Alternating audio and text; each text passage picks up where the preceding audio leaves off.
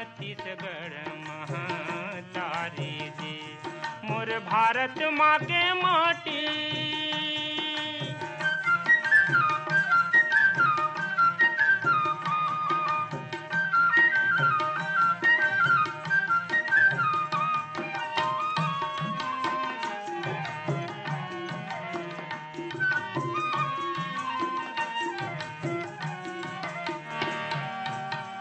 यहाँ देव धामी के डेरा, ठाकुर देव के बसेरा, मनावे गौरी गौरा, सबो घर तुलसी चौरा।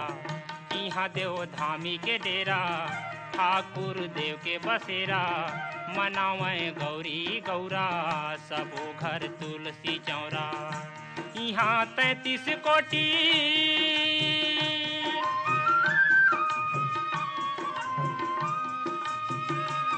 यहाँ 33 कोटि देवता था थी, जेला कथे रे भैया, जेला कथे वो दीदी, छत्तीसगढ़ महतारी जी, मोर भारत माँ के माटी।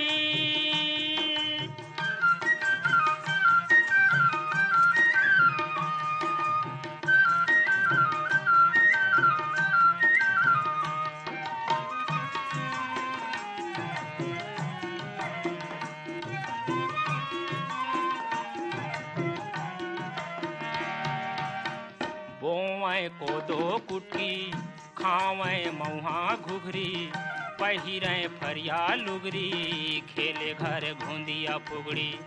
बोवे कोदो कुटकी, खावे मऊहा घुघरी, पहिरे फरिया लुगरी, खेले घर घुंदिया फुगड़ी। जे माँ खेलत हवे,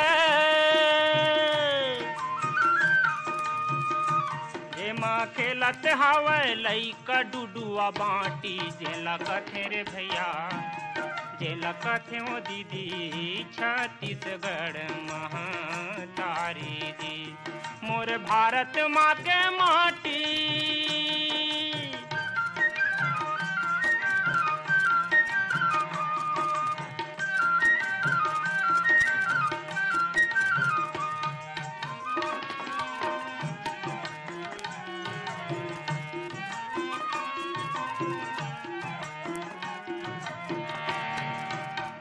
धान के कटोरा कहें, लक्ष्मी के कोरा कहें, सुमता के अचेरा ओढ़ें, माया के गांठ जोड़ें।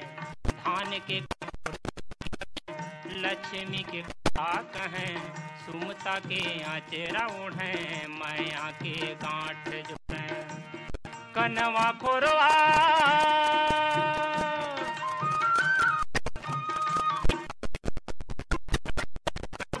मैं लाठी, जेला कथे रे भैया, जेला कथे वो दीदी, छत्तीसगढ़ महतारी जी, मोर भारत माँ के माटी, देखर हावे जब्बड़ छाती, जेला कथे रे भैया, जेला कथे वो दीदी, छत्तीसगढ़ महतारी जी, जेला कथे वो भैया, जेला कथे वो दीदी, छत्तीसगढ़ महतारी जी, छत्तीसगढ़ महतारी। बहनियों, जिंदगी की रद्दा माँ ऊंच नीच घाम छाँव सबो ल सही के जब हम आगू बढ़थन ना, तबे हम मजबूत बनथन। जैसे सोन चांदी आगी मगल के सुघर गहना गुड़िया बनथे। कहे के माने आगू बढ़े बर, सफल होए बर मेहनत और संघर्ष बहुते जरूरी है। और ये संघर्ष जब कोनो नारी परानी के होथे तो वो अपन जिंदगी में सफल तो होबे करथे, दूसर बर तको प्रेरणा बन जथे। त आवो हमर क्रम कहानी में सुनन आज ये कहानी फूल कुंवर के संघर्ष। कहानीकार हैं श्रीमती विजयलक्ष्मी वर्मा। मोर नाव फूल कुंवर है। मोर जन्म राजधानी के तीर के एक गांव में होइस। मोर बाबूजी एक सामान्य किसान रहिस। घर से लगे हमर एक छोटे से किराना दुकान घलोक रहिस। ओमे पेन कॉपी पिपरमेंट तको मिले। पास में प्राथमिक और माध्यमिक शाला होए के कारण हमर दुकान में दिन भर बिक्री बने होए। एकर ले हमर आर्थिक स्थिति सुदृढ़ रहिस। मोर बाबूजी माँ बालिका शिक्षण के समर्थक रहे। ओमन काहे जब भी हमर बेटी हा पढ़ लिख लेही तब हो हम एकर बिहाव ला करबो।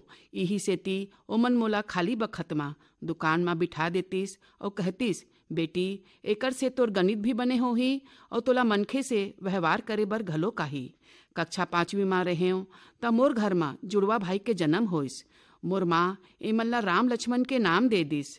8वीं कक्षा के पढ़ाई के बाद पास के गांव के हाई स्कूल में मोर दाखिला मोर बाबूजी करवा दिस। कहिस हमर बेटी पढ़ी और अपन भाई मन ला पढ़ाही और ये बात हा सिरतोन भी हो गे।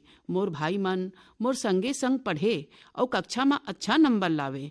मैं शाला के सब्बो गतिविधि में भाग लेवत रहे। विज्ञान विषय में मोला बहुत रुचि रहिस। शाला तीर के सरकारी अस्पताल ला देखें त मोर मन में अस्पताल में काम करे के सपना जाने अनजाने घर कर गिस। कॉलेज के पढ़ाई बर मोर बाबूजी राजधानी में मोर दाखिला करवा दिस। सरकारी छात्रावास में रह के बीएससी के में पढ़ाई करे बर लगे हूँ। आखिरी साल में मोर विरोध के बावजूद मोर बाबूजी मोर बिहाव बर लड़का देखे बर चालू कर दिस। कहिस नोनी मैं तोर बिहाव ला उही घर में करहूँ जिहाँ तोर अस्पताल में काम करे के सपना पूरा होही। पुनीत वोकर माँ और वोकर भाई मन मोला देखे बर आइस। पुनीत के बाबूजी के स्वर्गवास हो गए रहिस। पुनीत बैंक में क्लर्क रहिस। पुनीत के आकर्षक व्यक्तित्व मोला भी मन भागे। जल्द ही हमर सगाई हो गए। फिर का है हम दोनों के बीच घंटों बात होए लगिस। पुनीत कहिस मोर चचेरी बहनी बड़े अस्पताल में काम करथे। बिहाव के कुछ दिन बाद मैं तोला उहाँ लगवा दूँ। तोर भाई मन ला भी हमर देख रेख में शहर में पढ़वाबो। मैं मन ही मन अपन भाग बर ईश्वर ला धन्यवाद देवत रहूँ। बिहाव के तैयारी बर मोर माँ बाबूजी रायपुर आवत रही से त सड़क दुर्घटना में दोनों स्वर्ग सिधार गए। अब हमर जवाबदारी काकी काका के ऊपर आ गए। 6 मस्सी के बाद मोर बिहाव हो गए। पहुना मल्ले भरे घर में 1 महीना ससुराल में कैसे बीत गए मोला मालूम ही नहीं चलिस। मैं बहुत खुश रहूँ। पहुना झरे के बाद देर रात पुनीत आइस ता लड़खड़ात हुए। मैं पूछे त मोला एक थपड़ा लगा दिस। मैं सदमा माँ पूरा रात रो के गुजार दें। बिहनिया होइस त रात के गलती बर माफ़ी मांग के पुनीत ऑफिस चल दिस। लेकिन अब वो वादा हर रात टूटे लगे और थपड़ा के बदला गाली गलौज भी हो लगिस। मैं अपन सास से एकर बारे में पूछे तो कहिस ये तो पहली कमती पियत रही से बिहाव बात बहुत ज़्यादा हो गए। अब तोरे किस्मत है खराब है तो हम का करबो। मोर भाई काकी मन मिले बर आए तो पुनीत एक सुघर दामाद की भूमिका निभात रहिस। ओमन पुनीत के तारीफ करत अघात नहीं रहिस। मैं अपन दुख ला काकर से गोठियाते हूँ, कहाँ जाते हूँ। मोर जिंदगी नरक से बदतर हो गए रही से। मोर स्थिति बिना तनख्वाह के रताइन जैसे हो गए रहिस। मोर सास कहे जेकर आदमी घर खर्च बर पैसा नहीं देवे ओकर बाई के दशा इसने रिथे। बात बात में ताना सुने के मोर कान आदि हो गए रहिस। फूल कुंवर के जगह मोर नाव कुलक्षणी हो गए रहिस। बिहाव के पहली अपन दाई दादा ला खा डरिस। मोर बेटा एकर भाग ले औ बिगड़ गए। सवेरे सांझ मोर सास यही बात ला दोहरात रहिस। बिहाव के 2 साल पूरा हो गए रही से। अब मोर बांझ के उपाधि भी मिल गए रही से। परिवार के मन कहे लगे लड़का के जवाबदारी आही तब पुनीत सुधर जही। मन के कोना में एक आस जगिस। मैं एक दिन बाजार जाए के बहाना करके एकर चचेरी बहनी तीर अस्पताल गए। जांच में मालूम चलिस कमी मोर माँ नहीं है। वो कहिस भाभी मैं भैया ला बोल देत हूँ एक बार अपन भी जांच करवा ली ही। फिर का है वो रात मोर ऊपर कहर बन के बरपिस। लाद घूसा बेल्ट सबके बरसात मोर ऊपर होए लगिस। मैं भुइया में गिर गए। मैं बहुत कमजोर हो गए हूँ। ना जाने कौन से शक्ति मोला उठे बर ताकत दिस। मैं उठे नशा में धुत पुनीत ला जोर से धकेल के गिरा दें और 2-4 लात लगा दें। जैसे कपाट ला खोलें तो देखे मोर सास जेठ जेठानी सब्बो तमाशा देखत रहिस। मोर सास कहिस पुनीत उठ ये बांझ कुलक्षणी ला धक्का दे के घर से बाहर निकाल। अपन आदमी बर हाथ उठाथे। आज मोर सब्र के बांध टूट चुके रहिस। मैं कहूँ तू मन मोला का निकालूँ। मैं खुद तुहर घर ला छोड़ के जावत हूँ। अपन परिचय पत्र भर लिए मैं रात के 10 बजे अपन घर से बाहर निकल गए। खाली पेट सुनसान रद्दा में चक्कर खा के गिर पड़े। होश में आए तो एक संभ्रांत परिवार के अधेड़ महिला मोर तीर में बैठे रहीस। बातचीत में एक पूछे से ही मैं अपन आप बीतीला बताए। वो कहिस, बेटी मोर अनुभवी आँख बतावत है कि ते परिस्थिति के मारे हरस, लेकिन सुघर चरित के हरस। मोर बेटा उत्कर्ष और ओकर बाई दोनों नौकरी में है। मोर छोटे बेटा भी है। मोर नाती के देख रेख और पढ़ाए बर मोल तोर जैसे औरत के आवश्यकता है। मोला जैसे मन चाहा वरदान मिल गए, लेकिन बदकिस्मती वहाँ भी मोर पीछा नहीं छोड़िस।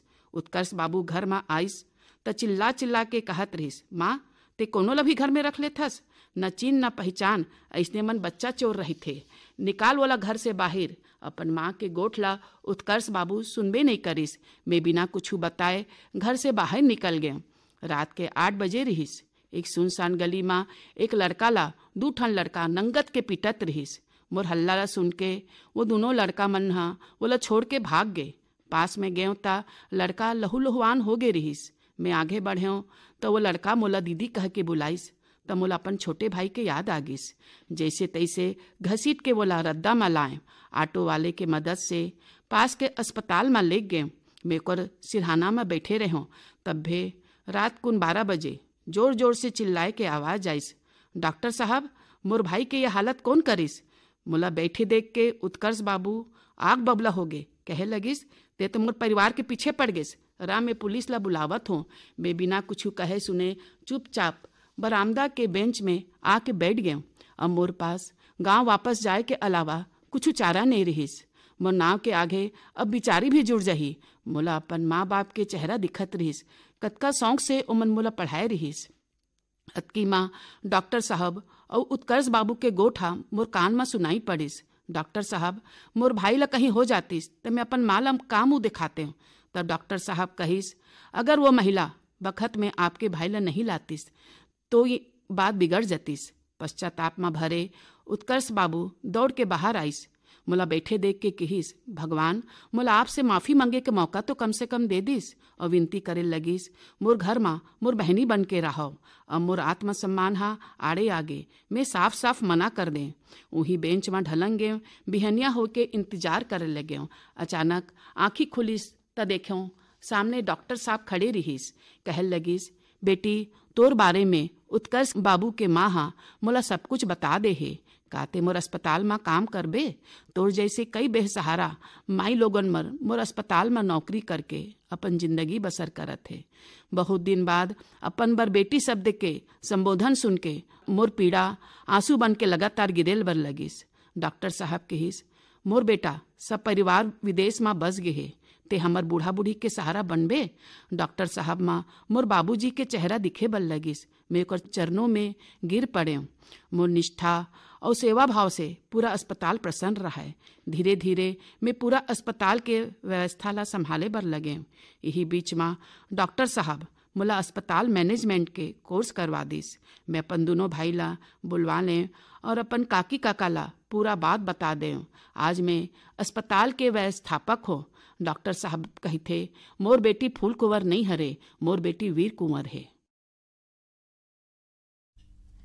नशा नाश के जड़ होते भेनी हो।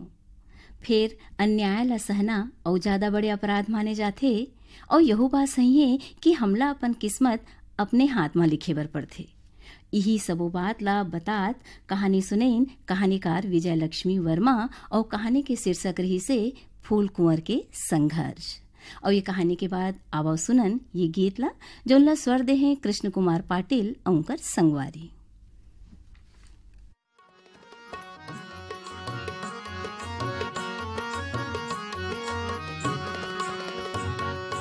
हो गे है बिहनिया मोरे गवई गाँव में, हो गे है बिहनिया मोरे गवई गाँव में। पुरवैया नीक लागे मऊहारी छाँव में, पुरवैया नीक लागे मऊहारी छाँव में, पुरवैया नीक लागे मऊहारी छाँव में। हो गे है बिहनिया मोरे गवई गाँव में।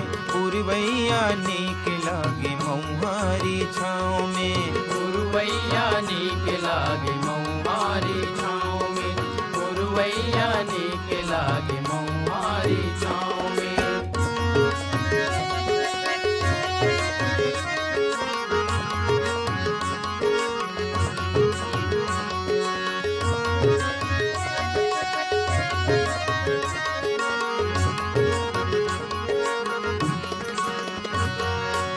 चिरै चुरगुन चहकत हबे घर अंगना बारी, नवा बहुरिया मांजा थाबे बटकी लोटा थारी। चिरै चुरगुन चहकत हबे घर अंगना बारी, नवा बहुरिया मांजा थाबे बटकी लोटा थारी। पूरी नूनी के चांदी के पैजन, पूरी नूनी के चांदी के पैजन, तू घर बाजे पाँव में। गुरुवैया नीक लागे मौहारी छाँव में, गुरुवैया नीक लागे मौहारी छाँव में।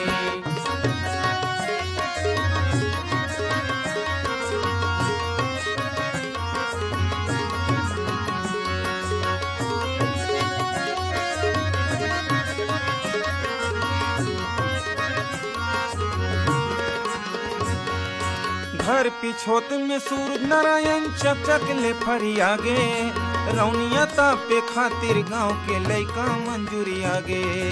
घर पिछोत में सूरज नारायण चकचक ले फरियागे, रौनिया तापे खातिर गांव के लइका मंजूरी आगे। भुर्रा के घर गुंजिया बनावे, भुर्रा के घर गुंजिया बनावे अपन अपन ठाव में। गुरुवैया नीक लागे मौहारी छाँव में, गुरुवैया नीक लागे मौहारी छाँव में।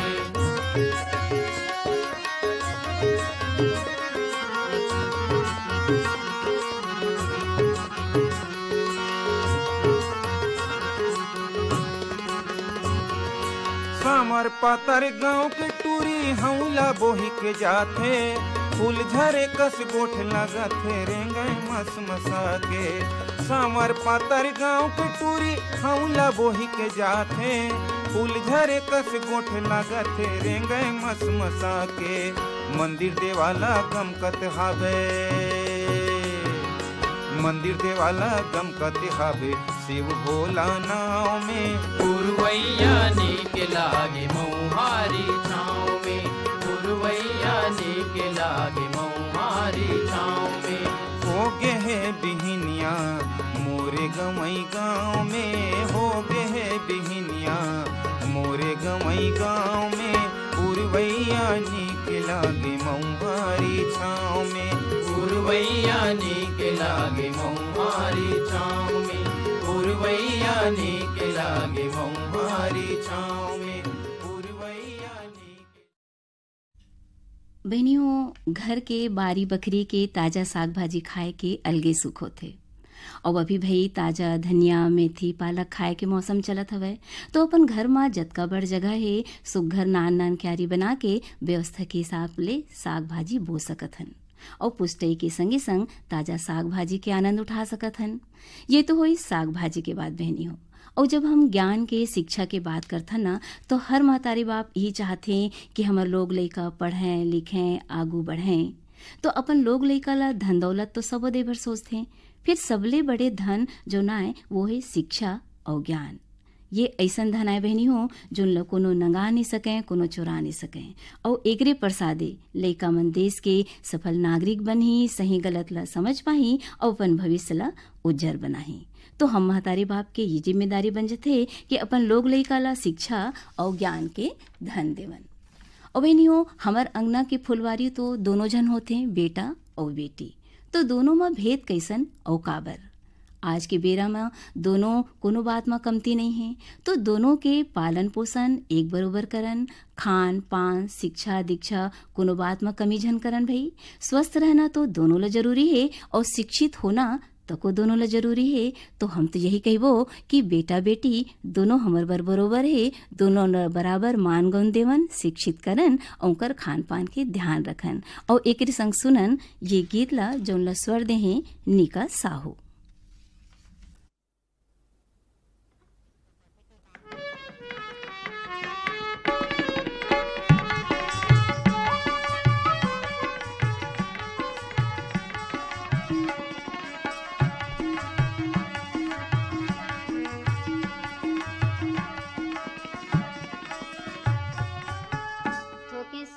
सुनत देवारे बाबू नहीं मने मोरिए को भैया तू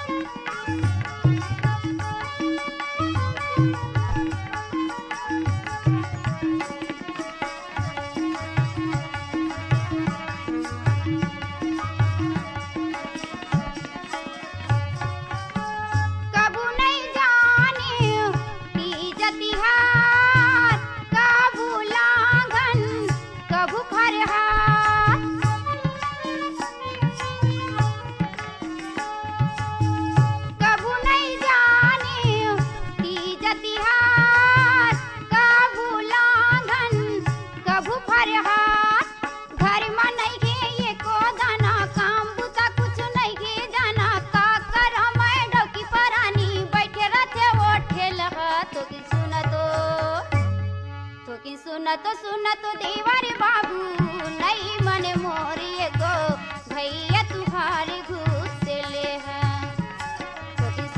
सुनत देवर बाबू नहीं मन मोरी को भैया तुहारे घूस ले है।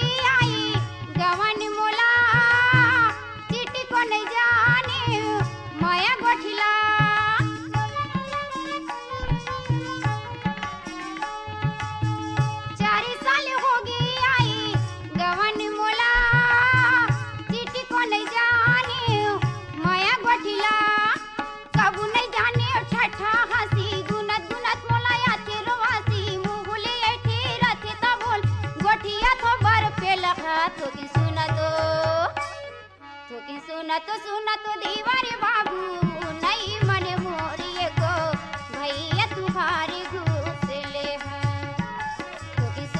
सुनत देवर बाबू नहीं मन मोरी को भैया तुहारे घूस ले है।